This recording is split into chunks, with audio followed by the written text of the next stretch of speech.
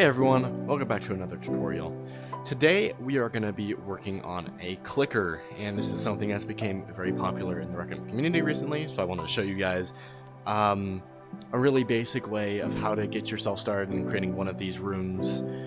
If you enjoy the video, please make sure to like, subscribe, comment if you have any questions, and without further ado, let's get right into the tutorial.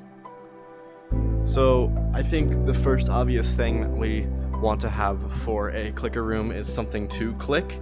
Now I'm not any builder, so I am just going to create a simple cube, and that will be what we click. Next we are going to want to get a interaction volume from our maker pen palette, so we're just going to go to palette, search bar, and then search up, usually just enter. We're actually just going to get the interaction volume. No need to get the beta one. Place that down over our cube, and now we are going to start setting up the circuits for this thing. So, since we want to have this be turned into a clicker, we are going to always need an int variable. So just search up int in your maker pen palette and pull out this little shiny thing. I'm gonna rename it to be called, say, cubes. Submit that name, and then I'm gonna set the cloud variable to on. That way, when players join back, they can keep the same amount of cubes that they had when they left. Next, we are gonna want to get a add. Just bring it down right here, and wire the sum to the left side of the cubes and the value, the top one, to the right side of the cubes, and then set this value to 1. Next we are going to get this on use of the interaction volume and set that to the cubes. So this is essentially going to work like a clicker, but we're going to want to add some things to it to make it more fun to click. So I'm going to bring this other side of the cubes and bring it over to the set interaction prompt, and then I am going to get a toString and then also a string format. Now that we have that, we can connect the bottom part of the cubes to the toString, and then to the value, and the format to, we'll just say cubes,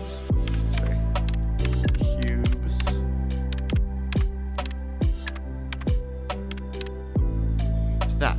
So this last part here, the little bracket, 0 bracket, that is very important with the string format. That is something that you need to have for it to work. So you can name it whatever you want, just make sure that that bracket is in there at the end, or wherever you want their cube value to be. So you can see it's going to change it to cube 0, which is the amount of cubes that I have, which is 0. We're going to bring this other side of the string format over to the interaction prompt, and then if we see here, it's going to say use it first, but if we click it, it's going to show us how much cubes we have. So obviously this is fun and all, but we also need a very integral part of having a simulator, and that is upgrades. We want to be able to upgrade our clicks. So we are going to clone this cubes variable down here, and then wire that up to the add, and then change this to a different name. Make sure it's a different name than cubes. I'm gonna call it add-on. Literally anything besides your name of like the clicker variable thing works for this, and you're just going to connect that to the add-on. I am also going to get a button,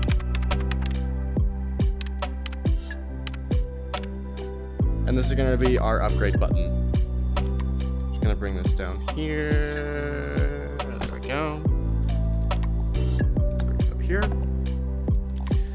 and we are going to try to make it so whenever the player presses this button, it's going to check if they have enough money to purchase the add-on, and then if they do, it'll add +1 to their add-on, making it so instead of every time they press the thing, it will give them 1 cube. Now every time they press it, it'll give them 2 cubes.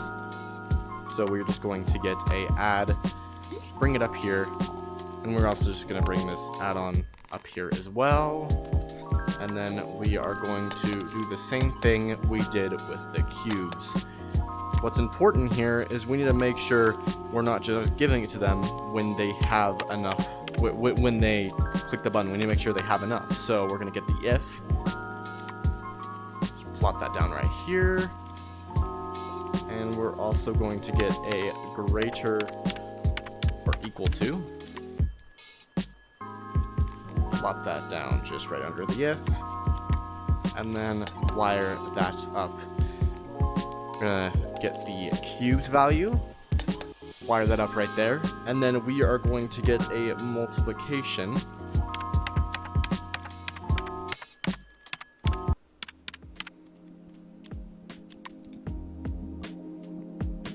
And we are going to have it multiply the add-on by, say, 100. So essentially what it's going to do is every time you press the button, it will check if the player has, for example, 100 cubes is the price of the first upgrade. If they do, it is going to add to the add-on value. And when it does that, it's going to turn from 1 to 2. 2 times 100 is 200. So that kind of sets an incremental price that keeps moving up as long as the player keeps buying it. So we're going to grab this product and move it over to the greater or equal then. And we're going to bring this button over, the button pressed, and bring it over to the if, and then put the then on the add-on part. And then we are going to get a subtract.